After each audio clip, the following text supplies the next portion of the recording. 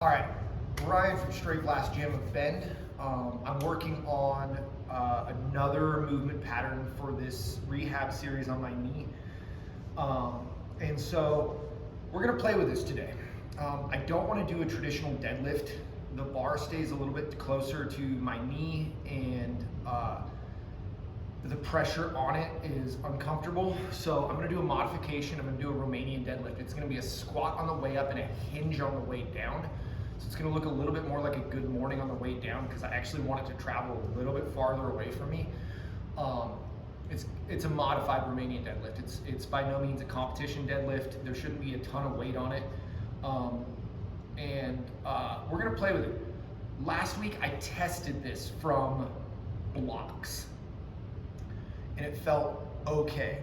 We're gonna start on the ground and see if this range of motion, by limiting the movement, the hinge portion a little bit on the hinge on the way up, the actual like deadlift portion on the way up, I can still do this from the ground. If I can't, then I just have to realize that like, hey, I'm not there yet, and maybe we move to blocks. Maybe I've got 1.5 inch blocks, I've got 3 inch blocks, and I've got 5 inch blocks. So I've got options here, right? I could put the blocks, I could stack 2 blocks on top of each other if I really needed to. I could have a 20 or a 15 inch deficit, which I'm short, so that probably wouldn't be very helpful.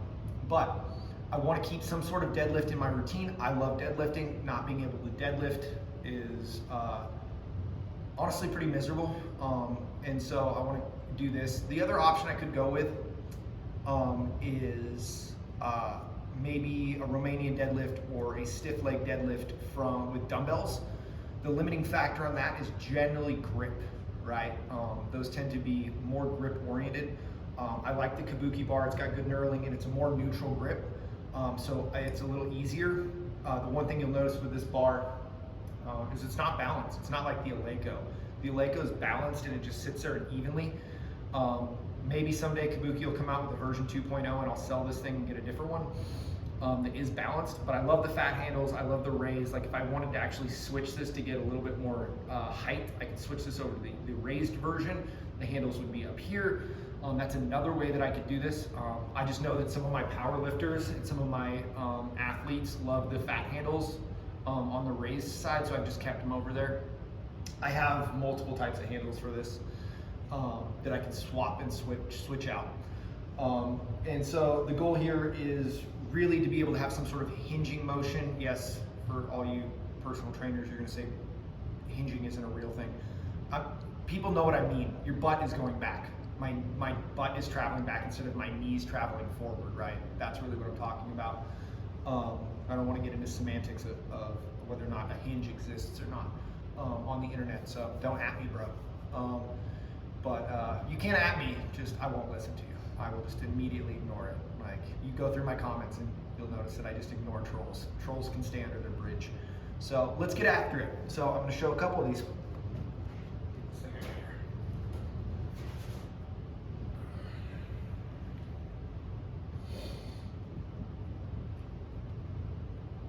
Once again, I'm thinking about setting the bar up over the middle of the foot, right? Now the middle of the foot is hidden, which is why I put 2 pieces of tape right here.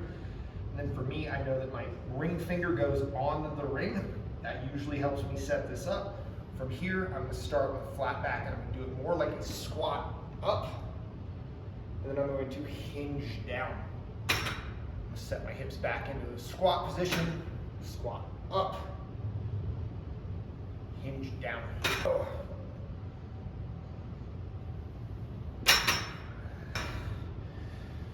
And slow down.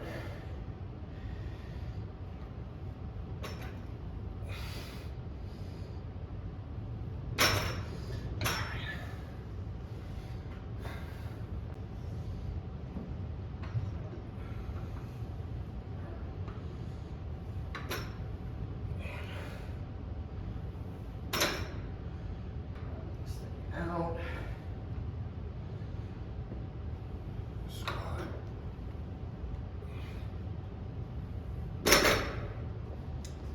All right, so to kind of finish off the weird Romanian deadlift trap bar thing that I'm doing for my knee, One, that hurt way less than the pin squats did, but I'm still recovering from the broken finger. And my cardio is hot garbage, right? I haven't really rolled consistently in almost 4 months now, right? With the broken finger plus plus the knee injury being back to back within a week of each other. Like I was like literally my first like real roll with a black belt, and then I got re-injured. So review for this guy, we went up to 265 and I got a whole like 7, I think 6 or 7, and called it. I just feel like it was overdoing it. My knees were starting to buckle a little bit. I didn't like how it felt. So it wasn't painful, but once again, the RPE isn't about dealing with the pain and seeing how much I can do. It's about seeing how far from pain I can stay while still creating the correct stimulus. So 215 for 10 was what I did this week. Next week, we'll probably add a whole 10 pounds, right, with this. I was able to do this without going to blocks. And over 200 pounds, I'll take that for right now. And doing sets of 10, which are not my favorite, especially with deadlifts and big compound movements. I'd rather be doing like 6s and 8s, which is more, I think, applicable to jiu-jitsu in terms of power development. A little bit lower rep range, but still more than like a 5-3-1 program, which just doesn't have enough volume to really get you strong for jiu-jitsu. It is also really taxing to do 5-3-1 or Texas method or something like that, where it's really, really hard to like, you're grinding out your stuff. Even the like starting strength, linear progression stuff, at the end of it is just, it's too much for jiu-jitsu players. Trust me, I've done all 3 of those programs.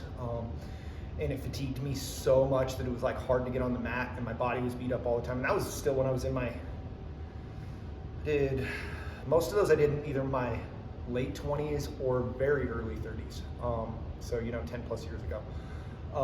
So would recommend something with a little bit higher volume, a little bit lower intensity. I'm starting actually, as I get older, starting to like bodybuilding stuff. I find that just less compound movements, right? I still want to lift heavy, I still want to be strong, but I can do a billion tricep curl or tricep pushdowns and bicep curls in a day, and the next day be cool to do jiu-jitsu, right? I can do a ton of calf raises, I can do a ton of leg extensions, stuff like that, not be beat up.